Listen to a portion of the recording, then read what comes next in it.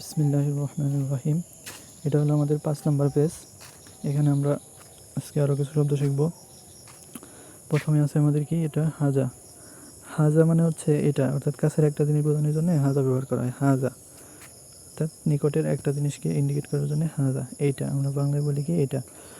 এরপর আছে কি এই দুইটি বোঝানোর জন্য হচ্ছে হাজানি। হাজানি অর্থাৎ নিকটের দুইটা জিনিস বোঝানোর জন্য হাজানি। এরপর হা উলায়ে, এর দ্বারা হচ্ছে ইন্ডিকেট করা হয় যে নিকটের অনেকগুলো বস্তু, অর্থাৎ এইগুলি হা উলায়ে। অনুরূপভাবে হচ্ছে এদিকে আছে আমাদের, এই তো আমাদের আছে জালিকা। এই জালিকা মানে হচ্ছে ওইটা, অর্থাৎ দূরের একটা জিনিস বোঝানোর জন্য জালিকা ব্যবহার করা হয়।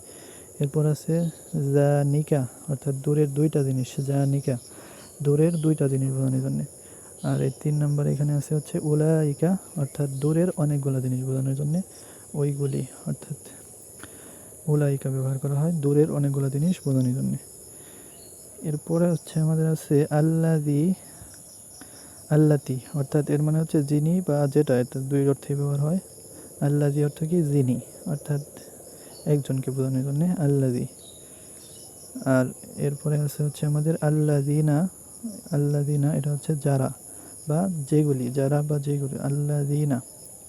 আর এখানে অর্থাৎ আল্লাযী এর পাশে দেওয়া আছে আল্লাতি, এটা হচ্ছে স্ত্রীবাচক শব্দ, অর্থাৎ আল্লাযী হলো পুরুষবাচকের জন্য, আর আল্লাতি এটা হচ্ছে আমাদের স্ত্রীবাচকের জন্য।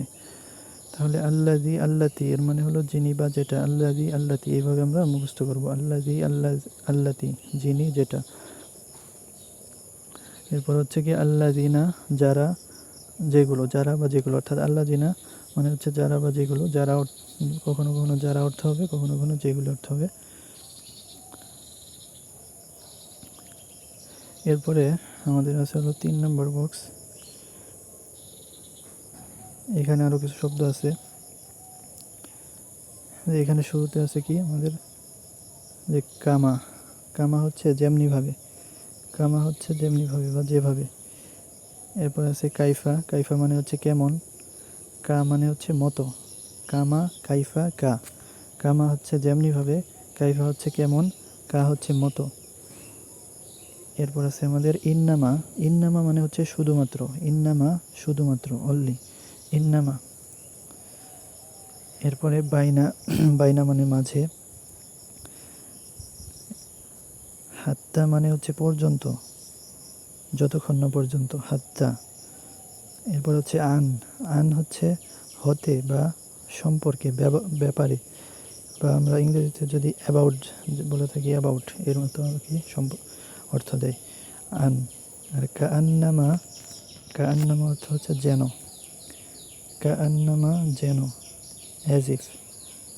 এরপরে আছে হলো কুল্লামা। কুল্লামা অর্থ যে যখনই, কুল্লামা অর্থ যখনই। আর কুল্লা সর্বশেষ, এটা আছে আমাদের কুল্লা। লাস্টের যেটা আছে এটা হলো আমাদের কুল্লা। কুল্লা মানে প্রত্যেক, সব।